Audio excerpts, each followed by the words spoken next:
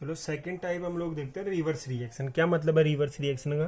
जैसे आपका कोई ए है, उसे आप लोग किस में कन्वर्ट कर रहे हो? बी में कन्वर्ट कर रहे हो। अब यहाँ पे आप लोग के सी लिखोगे तो क्या लिखोगे? प्रोडक्ट तो कौन है? बी, तो कंसेंट्रेशन ऑफ बी, और रिएक्टेंट कौन है? ए, तो कंसेंट्रेशन ऑफ ए। इस टाइप से लिखोगे।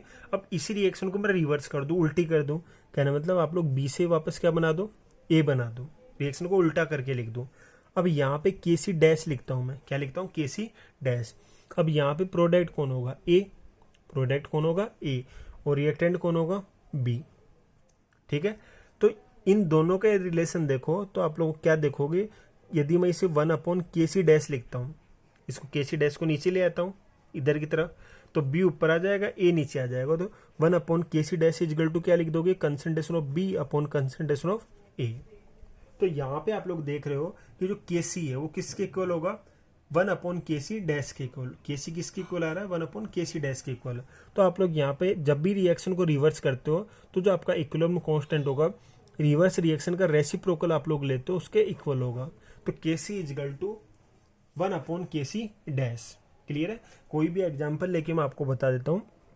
जैसे N2 प्लस 3H2, इससे आप लोगों ने बनाया 2NH3। क्या बनाया? 2NH3। अब यहाँ पे आप लोग Kc लिखोगे तो क्या लिखोगे? प्रोडक्ट आपका NH3, तो कंसेंट्रेशन ऑफ NH3। पावर कितनी लगाओगे? 2। पावर कितनी लगाओगे? 2 divided by concentration of reactant N2 और कंसेंट्रेशन ऑफ H2। पावर कितनी लगाओगे? 3। कर सकते हो। अब देखो यहाँ पे मेरे याद आ गई, आपको यूनिट लिखने में प्रॉब्लम आ रही थी। कुछ क्वेश्चंस आए थे, बोले सर इक्विलिब्रियम कांस्टेंट यूनिट के साथ कैसे लिखे? तो सिंपल सा है। देखो ये कंसेंट्रेशन लिख रहे हो, क्या लिखोगे? NH3 कंसेंट्रेशन किस में लिखोगे? मोल पर लीटर में। NH3 कंसेंट्रेशन आपको पता ही है, एक्टिव मास मोल पर लीटर में लिखते हैं। तो कंसेंट्रेशन मोल पर लीटर में, पावर कितनी है? 2 डिवाइडेड बाय N2 की पावर 1 है, तो N2 की कंसेंट्रेशन भी किस में लिखोगे? मोल पर लीटर में, पावर 1। और H2 की कंसेंट्रेशन भी किस में लिखोगे? मोल पर लीटर, पावर कितनी है? 3। ठीक है। तो ये आपका क्या आ जाएगा? मोल पर लीटर। तो स्क्वायर तो ऊपर की तरफ आ रहा है और नीचे की तरफ क्या आ रहा है? मोल पर लीटर, और इसकी पावर 4। 3 तो ये है, 1 ये है, 4 हो गई। ये कैंसिल हो जाएगा। तो ये आपका कितना आ जाएगा?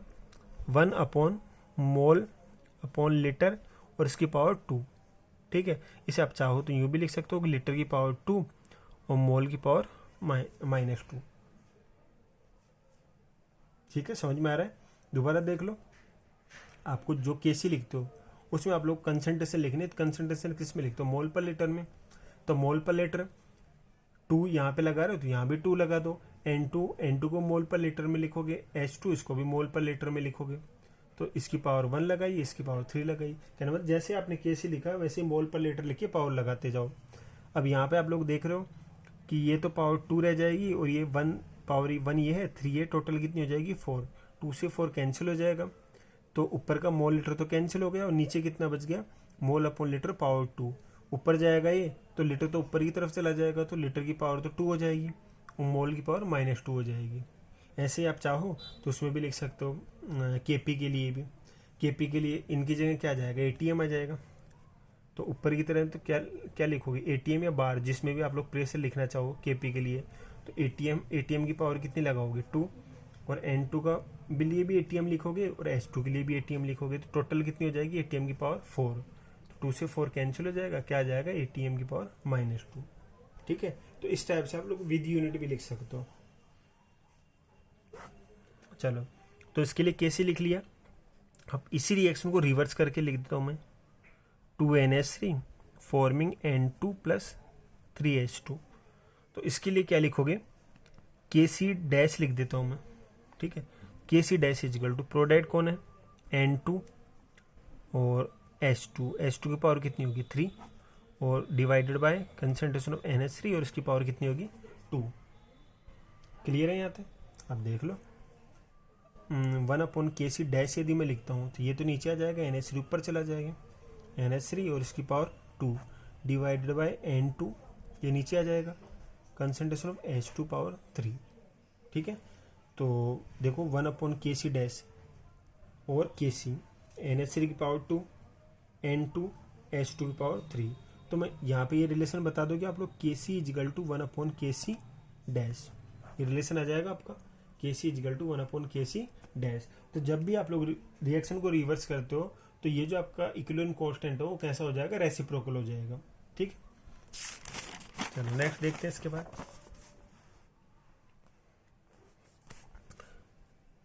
यदि किसी रिएक्शन को आप 2 से मल्टीप्लाई करते हो, जरूरी नहीं है 2 से ही करो, 3, 4, 5, 1/2, 1/4, जो भी आप करना चाहो, मैं 2 का एग्जाम्पल लेके आपको बता देता हूँ।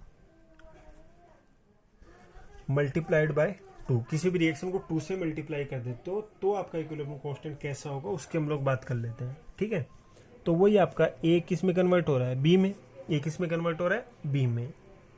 तो के सी आप लोग कैसे लिखोगे, concentration of B divided by concentration of A, ये लिखोगे, concentration of B divided by concentration of A. इसी रिएक्शन को 2 से मल्टीप्लाई कर दो, सेकेंड टाइम आप लोग क्या लिख दो, 2a कन्वर्टिंग इनटू 2b, कर दिया 2 से मल्टीप्लाई। अब आप लोग के सी डैश लिख लो, क्या लिख लो, के सी डैश। अब के सी डैश इजिकल टू क्या लिखोगे, के सी डैश इजिकल टू क्या आ जाएगा, कंसंट्रेशन ऑफ बी पावर कितनी आएगी 2, कंसंट्रेशन ऑफ ए पावर कितनी आएगी 2। तो यहाँ पे देखो, इसका यदि हम लोग स्क्वायर कर दें, के सी की जो भी वैल्यू है उसका यदि हम लोग स्क्वायर कर दें तो आपका के सी डैश आ जाएगा। समझ में आ रहा है कि ये जो आपका के सी है इसको आप लोग स्क्वायर कर दो, स्क्वायर करने का मतलब क्या हुआ, बी का भी स्क्वायर और ए का भी स्क्वायर, तो किसके इक्वल हो जाएगा, के सी डैश के, किसके इक्वल हो जाएगा, के सी डैश के।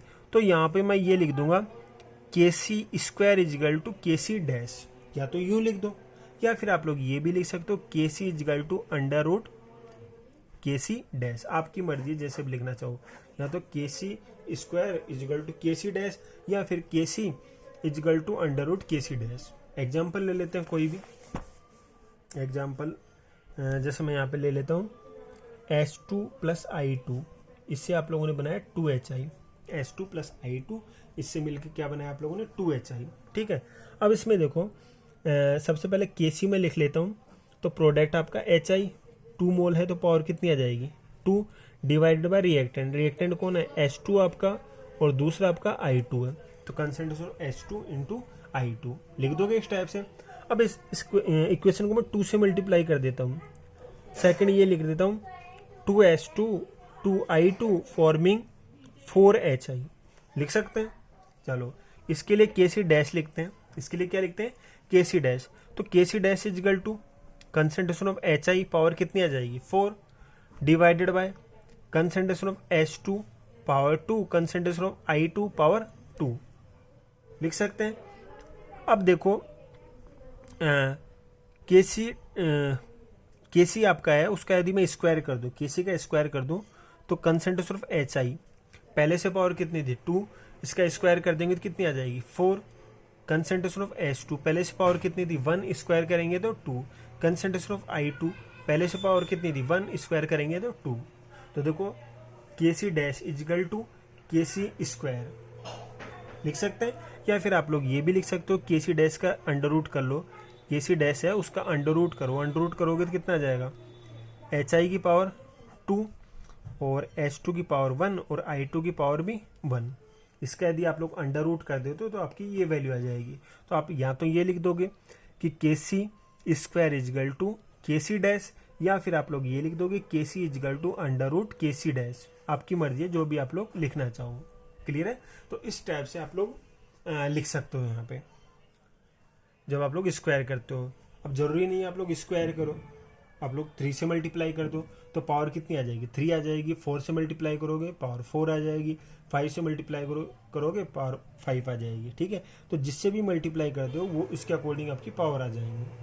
ठीक है, तो मैं एक रिलेशन ये लिख देता हूँ के सी पावर n इजिकल टू के सी डैश, आप 1 2 3 4 5 जितने भी पावर लगा रहे हो उसके अकॉर्डिंग आपकी रिलेशन हो जाएगा। ठीक है, चलो एक और रिलेशन देख लेते हैं डिवाइड वाला, थर्ड फोर्थ रिलेशन है आपका डिवाइडेड बाय, कोई भी आपकी इक्वेशन है उसको डिवाइडेड बाय 2 कर देते हैं। किसे डिवाइड कर देते हैं 2 से डिवाइड कर देते हैं।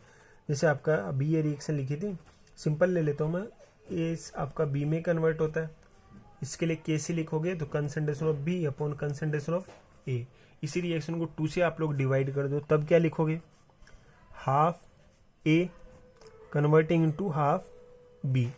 इसके लिए के सी डैश लिखोगे, क्या लिखोगे, कंसंट्रेशन ऑफ बी इसकी पावर हाफ और कंसंट्रेशन ऑफ ए इसकी पावर भी कैसी होगी, हाफ होगी। तो आप लोग यूं भी लिख सकते हो K C dash is equal to under root concentration of B concentration of A. कोई दिक्कत नहीं, यहाँ पे लिख सकते हो। चलो अब देखो इन दोनों में क्या रिलेशन होगा। यदि मैं के सी डैश का स्क्वायर कर दूं तो क्या आ जाएगा, concentration of B upon concentration of A. दोनों एक दूसरे के इक्वल है, दोनों क्या है, एक दूसरे के इक्वल है। तो आप लोग यूं लिख सकते हो, या तो के सी इजगल टू के सी डैश और इसका स्क्वायर, के सी इजगल टू के सी डैश का स्क्वायर। दूसरा रिलेशन आप लोग यहाँ पे ये भी लिख सकते हो, इसका मैं अंडर रूट कर दूं तो अंडर रूट करूंगा तो क्या आएगा, जैसे मैं के सी इजगल टू इसका अंडर रूट कर देता हूँ तो concentration of B upon concentration of A, इसका क्या आ जाएगा, अंडर रूट आ जाएगा। तो ये दोनों एक दूसरे के इक्वल है, तो के सी अंडर रूट, के सी का अंडर रूट इजगल टू के सी डैश।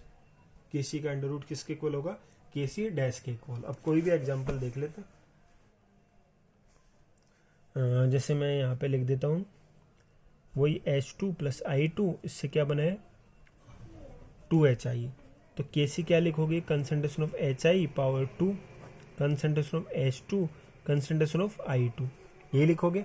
अब इसको मैं हाफ से मल्टीप्लाई कर देता हूँ या 2 से डिवाइड कर देता हूँ, एक ही बात है, हाफ H2 हाफ I2 और ये आपका HI, ठीक है। अब इसके लिए के सी डैश लिखोगे तो concentration of HI concentration of H2 की पावर कितनी आ जाएगी, हाफ, कंसंट्रेशन ऑफ I2 की पावर भी कितनी आ जाएगी, हाफ। तो इसका मैं अंडर रूट कर लेता, इसका मैं अंडर रूट कर लेता तो इसके इक्वल होता, इसका अंडर रूट करो तो कितना आएगा, इसका अंडर रूट करोगे तो HI की पावर 2 थी तो 1 हो जाएगी, H2 की पावर 1 थी हाफ हो जाएगी, I2 की पावर 1 थी हाफ हो जाएगी। तो आप लोग ये लिख सकते हो अंडर रूट ऑफ के सी इजगल टू के सी डैश, या फिर आप लोग ये लिख सकते हो के सी इजगल टू के सी डैश का स्क्वायर, आपकी मर्जी जैसे लिखना चाहो। तो ये आपके यहाँ पे रिलेशंस हो जाएंगे। क्लियर है यहाँ तक, चलो।